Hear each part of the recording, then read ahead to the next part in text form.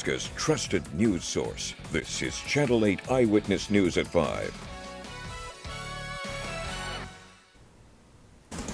Coming up tonight, new details on the NU Regent facing felony charges. Plus, New Orleans is looking to take a direct hit right now from Hurricane Ida. But first, the latest on a sexual assault case at UNL. Good evening, everyone, and thank you for joining us. We're learning more about that alleged sexual assault at Fiji. That's right. UNL police confirmed that a 19-year-old male student from the Fiji fraternity is accused of sexually assaulting a 17-year-old female. Channel 8's Yosef Nasser has the very latest in this update. It's our top story. My heart breaks at the thought of any young person facing that trauma at the beginning of their collegiate experience, or at any time they're a member of our UNL family. No means no. And if you violate that, and we can prove it, you have no place on our campus. UNL Chancellor Ronnie condemning sexual assault on Thursday. Friday, UNL police released more details about the sexual assault investigation at the Phi Gamma Delta fraternity house. A 19-year-old male student and member of the Fiji fraternity is alleged to have sexually assaulted a 17-year-old female. According to a UNL spokesman, UNL police officers responded around 3:40 a.m. on Tuesday, August 24th to Bryan East Hospital. The survivor conveyed to officers that she and a friend had gone to the Fiji house together. The friend left Fiji before the alleged assault, but returned to pick up the victim and drove her to the hospital after being informed of the incident. UNL says the investigation is still ongoing. If you didn't know any better, walking past Fiji House during the day, you'd have really no indication of what's gone on over the past week, aside from some scattered trash and victim advocacy cards. This one reading, "We deserve to feel safe and protected at our school." Overnight, it's been a different story. For the past 3 nights now, thousands of students have protested outside of Fiji House, demanding accountability for the alleged perpetrator and for the fraternity as a whole. Online, a Ban Fiji Forever petition has circulated, amassing over 300,000 signatures as of Friday afternoon. Today, I approached several students for comment on the petition and the events of the past few days. No one wanted to appear on camera for this story. One female student did tell me that she signed the petition and wants to see Fiji held accountable, but says she knows people in Fiji who don't deserve to be stereotyped based on the behavior of some in the fraternity. Phi Gamma Delta was previously suspended from 2017 to 2020 and had been on probation at UNL. The university did reinstate Fiji back in 2019. Reporting in Lincoln, Yosef Nasser with Nebraska's trusted news source. Now, officials have not released the name of the suspect at this point, but they say they're in contact with him and his legal team. In other crime news now, more on a story we first brought you earlier this week involving a University of Nebraska regent. Jack Stark is facing felony witness tampering charges. It stems from a sexual assault case of another man. Here's the story.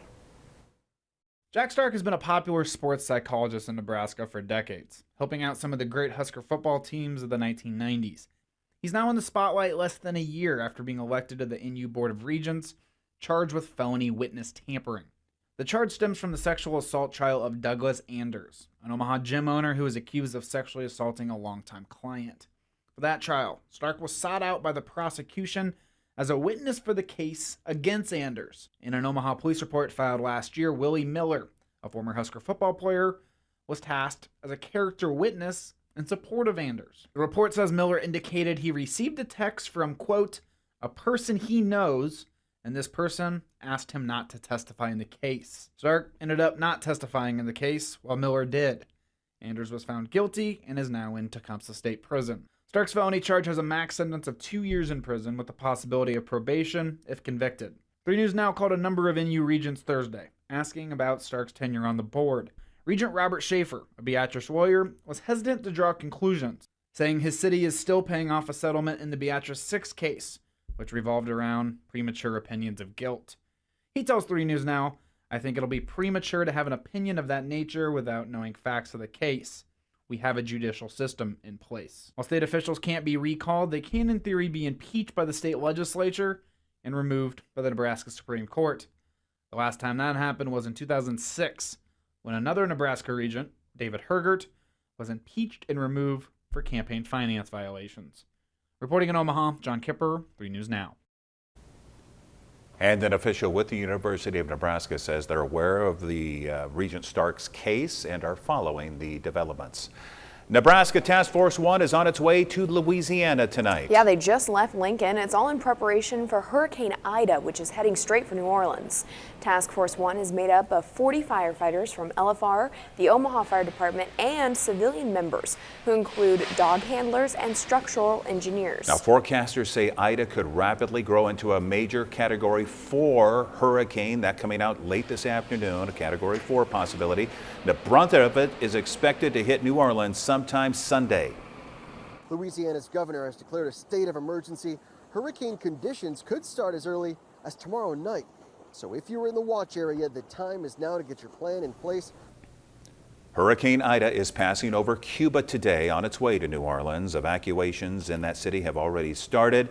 Task Force 1 will be stationed north of New Orleans, and they're going to be ready to help. It was 1 year ago yesterday Task Force 1 left Lincoln to help flood victims in Texas.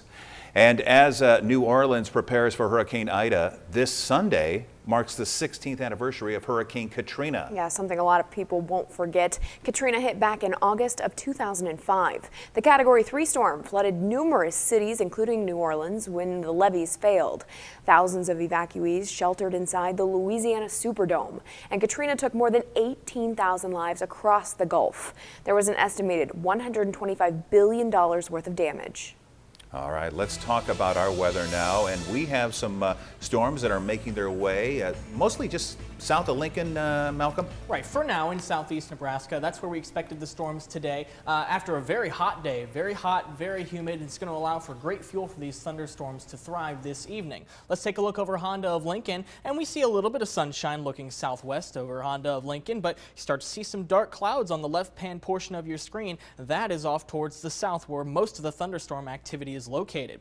We see on satellite imagery over the past 4 hours, we had some fair weather cumulus clouds bubble up in the early afternoon. Those have since grown into thunderstorms. You can see the areas south of Lincoln really getting overtaken by quite a bit of cloud cover. Looking farther south out towards Hebron and Fairbury, we see quite a bit of thunderstorm activity out there. Not everybody is seeing rain at this particular instance right now, but where you are seeing rain, it's very heavy. Lots of lightning just south of the Nebraska border. So as these storms move into Thayer and Nuckolls County, wouldn't be shocked to see quite a bit of lightning, perhaps in Hebron and Fairbury. Off to the northeast, we have one shower and thunderstorm moving through Wilbur right now, moving into extreme southwest Lancaster County, and we will not rule out the potential to see a couple of storms, more storms develop over the next several hours. So by 6 o'clock, we're going to keep a couple of isolated storms in the forecast. A little bit warm across southeast Nebraska, temperatures remaining in the 90s, but we do have more rain chances on the way for your weekend. We're going to have more details on that coming up in my full weather segment. All right, thank you very much, Malcolm. President Biden is still removing American troops from Afghanistan with just 4 days left until the deadline. He says there's an ongoing threat in Kabul after at least 13 U.S. service members were killed by suicide bombers.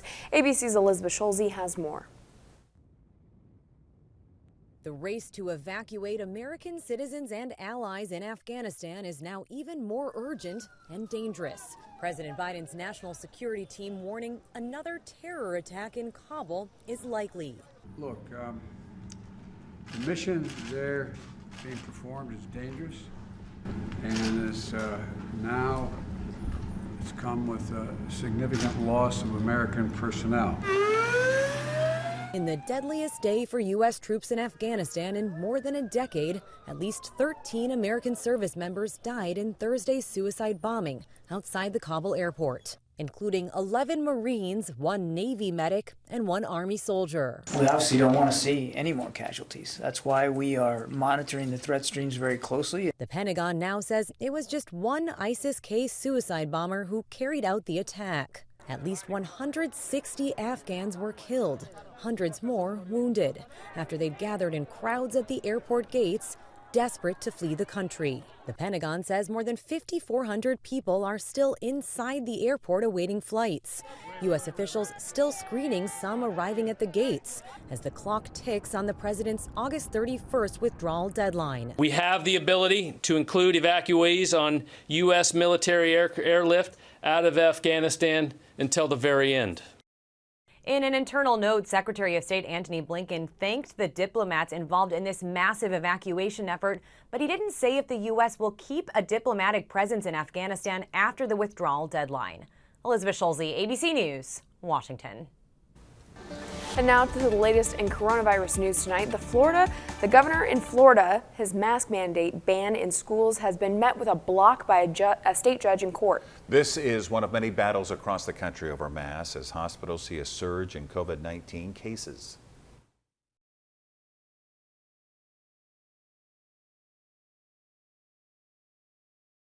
Require masks were handed a victory in court. A Tallahassee judge ruled in favor of parents who sued to overturn the governor's executive order banning mask mandates. All 50 states now seeing high community transmission. These maps show how in just 10 weeks the Delta variant spread like wildfire, now accounting for nearly 99% of all new cases nationwide. And still ahead on Channel 8 Eyewitness News. Researchers have developed a pill to help reduce your risk of cancer. Those details after the break. Choosing to buy a new Volkswagen? That's an easy decision. Rush to Schwar Volkswagen. Lease an ID4 Pro from only $449 a month. An electric SUV that's functional and fun. Reserve your vehicle today at Schwar Volkswagen. It's Schaefer's Laser Day Savings Event. Laser Day? What's the Laser Day? I can't.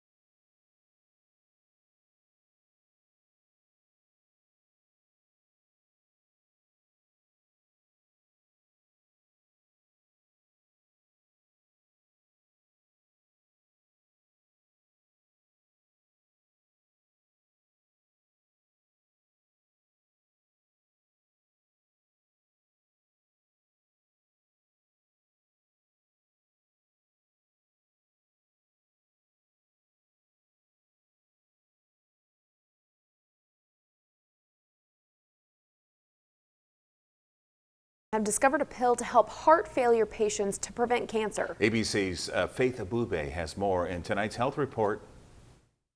Advanced medicine has helped heart failure patients have improved outcomes in the last several decades. But deaths from other causes, particularly cancer, continue to rise. A simple statin, a medication typically used to lower one's cholesterol, may help. Research published in the European Heart Journal showed that statin use decreased a patient's risk of getting cancer by 16%. Those who took statin had a 26% decrease in the risk of cancer-related mortality. Longer use of statins may yield more benefits when compared to shorter-term intake. Experts say statins should be considered in patients with heart failure, regardless of their cholesterol level or history of coronary artery disease. One pill a day may reduce the risk of cancer in these vulnerable patients. With this Medical Minute, I'm Faith Abube, ABC News. Now, your Storm Alert Team forecast with meteorologist Malcolm Byron. We all know what tomorrow is. It's the first regular season game of Husker football. It's an away game, though. It's out in Champaign, Illinois. So if you are headed out that way, you got nice weather for the game. Nice and dry. It'll be a little bit warm, though. Temperature is in the upper 80s for most of the game. So if you are heading out, you got pretty nice weather for that. It was a hot day across southeast Nebraska today, 97 degrees right now in Lincoln. 100 degrees was the high temperature so far. So we had another day of reaching triple-digit heat. Right now we're at 93 in Beatrice, 84 in Hebron, because there's a little bit of thunderstorm activity out there. Where we're not seeing thunderstorm activity at this hour, it still feels rather hot when you factor in the humidity. It feels like temperature 103 in Lincoln, 104 degrees in Wahoo, but only 87 in Hebron because you have rain-cooled air spreading out down there. So it's a nice little relief from the heat where you have thunderstorm activity. We can see satellite and radar perspective, or satellite perspective, I should say. Lots of cloud cover over southeast Nebraska over the last, I'd say, 2 hours or so, as we've had some thunderstorms billow up in this region here. Let's superimpose the radar on top of that, and you can see most of the rain right now is south of Lincoln, but I would not be surprised if we see future development up towards Lincoln or along I-80 out towards Omaha. It's this corridor right in here where I think we could see storm development over the next several hours. Let's look at some of these storms more close up. You can see over on the Kansas side, we have quite a bit of lightning there. We had a severe thunderstorm warning in effect for Republic County in Kansas, just south of Thayer and Nuckolls County. So overall, I don't think we're anticipating much severe weather this evening, but we may see an isolated warning or two. The main threat there being damaging straight line winds and perhaps some large hail. But right now in our viewing area, no severe thunderstorm warnings at the moment. Farther to the northeast, we have some storms moving into southern Lancaster County. Lincoln right now not seeing anything in terms of thunderstorm activity, but we will continue to watch the radar because everybody could see some rain tonight, but not everybody will see some rain because these are just isolated storms. There is no guarantee that everybody is going to see rain this evening. And as we head into the overnight hours, I think a lot of this activity is going to deteriorate. We're waking up to mostly clear skies for your Saturday, mostly clear to partly cloudy by the afternoon, and then our attention turns off towards the west. See some storms developing in central Nebraska, and as we head towards Saturday evening, they're going to slowly but surely move off towards the south. Notice we have southerly winds in the eastern part of the state tomorrow evening, but we have northerly winds in the backside.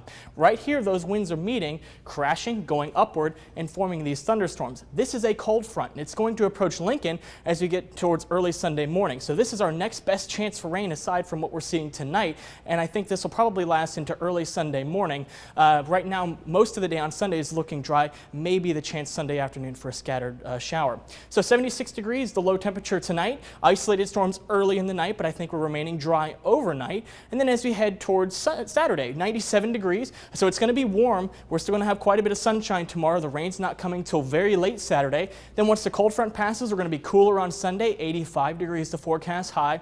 And right now we're going to keep highs in the upper 80s for Monday. And if you're wondering if it's going to be humid on Sunday and Monday, yes, it is still going to be humid. Here's a look at your 10-day forecast.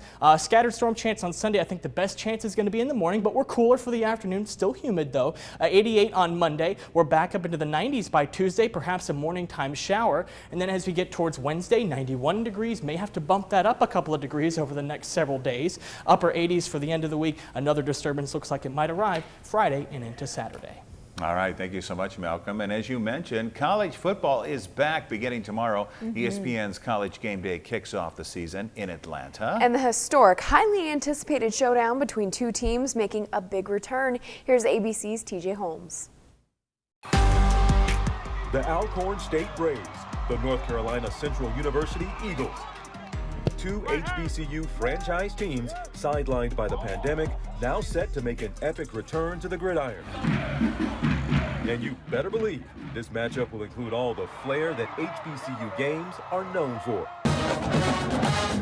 The bands, the diehard fans, the energy and game day anticipation unmatched in college football. The excitement is just through the roof. Week 0, we're kicking it off, we're ready. But the game is bigger than these two teams, who'll be on a stage typically reserved for Power 5 conferences. These HBCU athletes will now get a rare spotlight, which would go a long way in getting them drafted to the NFL and go a long way for recruitment for HBCUs. Some of the greatest athletes the sport has ever known hail from HBCUs. Jerry Rice, the all-time leader in career receptions and touchdowns. Bob Bullet Hayes, the only man ever to win both a Super Bowl ring and an Olympic gold medal. Our very own Michael Strahan, who holds the record for most sacks in a single season. Even the NFL's most prestigious honor, the Man of the Year award, is in recognition of all-time great Walter Payton. But recently, the HBCU to NFL pipeline has been dry. Many schools missed out on full seasons because of the pandemic, and that left many HBCU athletes virtually unseen. Out of 259 athletes taken in the 2021 NFL Draft, not a single one hailed from an HBCU. I can honestly say that there is no way in the world that with all the HBCU that does play football, that you can't find one or two guys. But it's been a long and constant fight for HBCUs.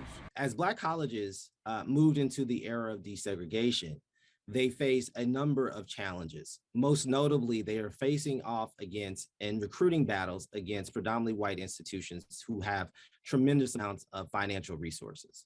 It's what led Doug Williams, Super Bowl MVP and co-founder of the Black College Football Hall of Fame, to create the Legacy Bowl, an HBCU exclusive event to highlight athletes.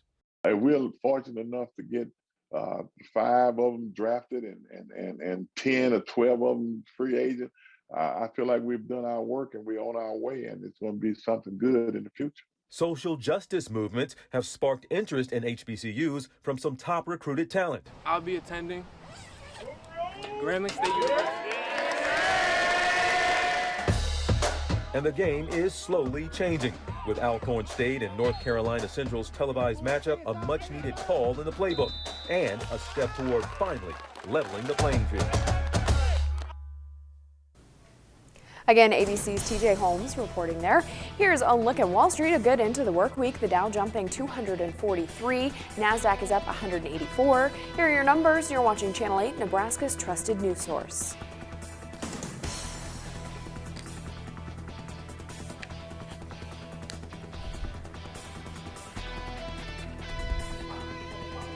I should have started. Tonight, after the terror attack at Kabul Airport.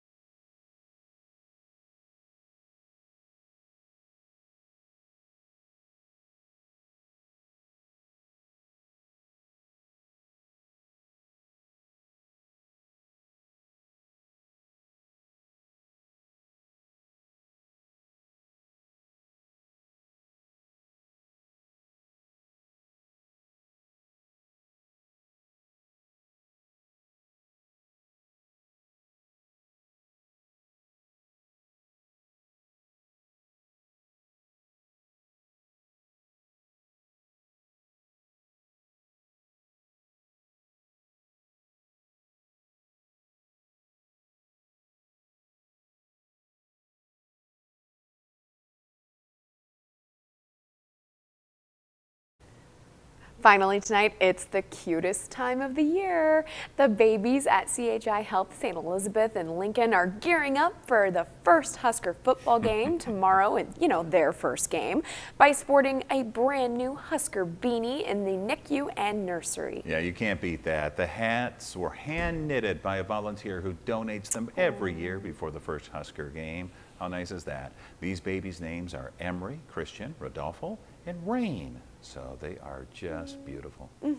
All right, let's get an update on the weather. Malcolm, I know you're keeping an eye on some storm cells in the area. Right, and this is mostly non-severe stuff, just your run-of-the-mill thunderstorms that pop up and then they die down and whatnot. Honda of Lincoln right now, we can actually see some of the thunderstorm activity off towards the south, so a little bit gloomy out there, but where it's not storming, still seeing some filtered sunshine out there. It's keeping our temperatures in the upper 90s. We're at 97 degrees in Lincoln right now, 92 in Beatrice, so a little bit cooler off farther to the south where we're closer to the thunderstorms. Check out Hebron right now at 80 degrees, so fingers crossed we'll actually get some rain and perhaps a cool down as well. The radar perspective right now off towards the south, some scattered shower and thunderstorm activity in and around Fairbury and Hebron, and even some activity moving into southern Lancaster County. We're going to be watching for the potential for some future development in Lincoln over the next several hours. I think by the time we get to the overnight hours, we should be mostly dry. Oh, we need some rain. Send it our way. All right, Malcolm. Well, thank you. And thank you all for joining us. World News is next. We'll see you at 6.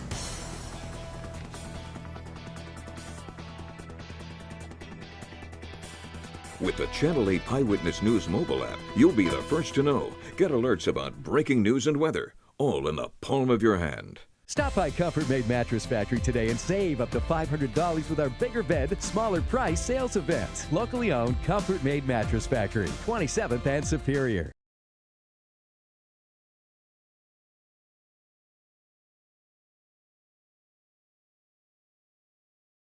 Closed captioning on Channel 8 Eyewitness News is brought to you by Christensen Hearing Analytics.